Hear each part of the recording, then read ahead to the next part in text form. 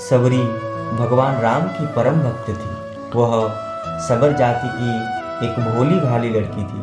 सबर जाति के लोग देखने में बहुत कुरूप होते हैं, लेकिन सबरी उतनी कुरूप नहीं थी। सबर जाति के लोग भी उसका तिरस्कार करते थे। सबरी के माँ बाप को सबरी के विवाह की बहुत चिंता होती थी। वे दिन रात बस उसी चिंता में डूबे रहते थे कि आखिर सबरी के वैवाहिक जीवन का क्या होगा। आखिरकार सबरी के माता पिता को सबर जाति का एक विवाह योग्य लड़का मिल गया। माता पिता के रात्रि में सबरी का विवाह कर उसे रात्रि में ही विदा कर दिया। उन्हें डर था कि कहीं लड़का सबरी को देखकर विवाह के लिए इनकार न कर दे। सबरी अपने पति के साथ रात्रि में ही निकल गई। आगे आगे सबरी का पति चल रहा था और पीछे पीछे सबरी। चलते चलते वे दंडक वन में आ पहुँचे।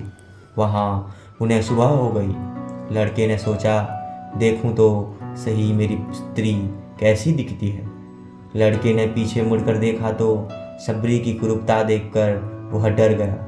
उसे लगा यह तो कोई राक्षस कुल की है जो मुझे यहीं खा जाएगी। यह सोचकर लड़का सबरी को वहीं छोड़कर भाग गया। अब सबरी दंडक वन में अकेली रह गई। वह पिहर से तो आ गई थी, लेकिन उसे अपने ससुराल का कोई पता न था। अब सबरी जाए तो कहाँ जाए। दंडक वन में रहने वाले ऋषि सबरी को अछूत मानकर उसका तिरस्कार करने लगे। उसी वन में मतंग नामक एक ऋषि महात्मा रहते थे। मतंग ऋषि को सबरी को देखकर उस पर दया आ गई। उन्होंने सबरी पर कृपा कर उसे अपने आश्रम में रहने के लिए शरण दे दी। दूसरे ऋषि मुनि ने जब यह सब देखा तो उन्होंने इस बात का बहुत विरोध किया कि उन्होंने एक कुरूप और अछूत जाति की लड़की को अपने आश्रम में शरण दे दी। लेकिन मतंग ऋषि ने किसी की भी एक बात न सुनी। उन्होंने प्रेम से सबरी के सर पर हाथ रखा और कहा, बेटा तुम घबराओ नहीं। जैसा कोई पुत्री अपने माँ बाप के पास रहती है, वैसे ही तुम मेरे पास रह जाओ। सबरी अब खुश खुश मतंग ऋषि के आश्रम में रहने लगी। सबरी को ऋषि मुनियों की सेवा करने में बड़ा आनंद आता था। सब ऋषि मुनि सबरी का तिरस्कार करते थे, लेकिन सबरी छिप छिप कर उनकी सेवा किया करती थी। रात में जब सब सो जाया करते थे तो सबरी रात में ऋषियों के स्नान के लिए पंपा सरोवर जाने वाले रास्तों को जाकर बुहार देती थी। जहाँ कंकड़ पत्थर पड़े होते थे उन्हें हटाकर वहाँ बालू बिछा देती थी। ऋषियों के लिए ईंधन लाकर रख देती थी।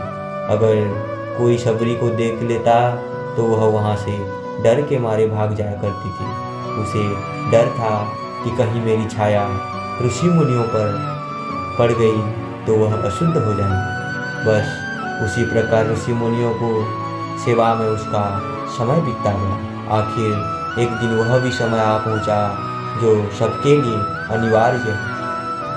मतंग ऋषि का समय छूटने का समय आ गया। जैसे माँ बाप के मरने समय बालक रोता है, वैसे ही सबरी भी फूट फूट कर रोने लगी। रोने के सिवा वह कर भी क्या सकती थी। मतंग ऋषि ने सबरी को अपने पास बुलाया और कहा, बेटा तुम चिंता न करो, एक दिन तुम्हारे पास स्वयं भगवान राम आएंगे। बस इतना कहकर मतंग ऋषि शरीर छोड़कर चले गए। अब शरीर दिन रात भगवान राम की प्रतीक्षा करने लगी। रात में किसी जानवर के चलने से पत्ते की खड़खड़ाहट भी होती तो सबरी बाहर आकर देखने लगी कि कहीं भगवान राम तो नहीं आए। वह प्रतिदिन कुटिया के बाहर पुष्प बिछाती और तरह तरह के फल लाकर रख देती थी। फलों में भी बुढ़िया फल राम जी के लिए चक कर रख देती थी। फिर राम जी नहीं आते तो अगले दिन फिर नए फल ले आती। राम जी को भोजन करने का उसके मन में बहुत उत्साह था। प्रतीक्षा करते करते एक दिन सबरी की साधना सफल हुई। मतंग ऋषि के वचन सत्य हुई। भगवान राम सबरी की कुटिया में पधारी।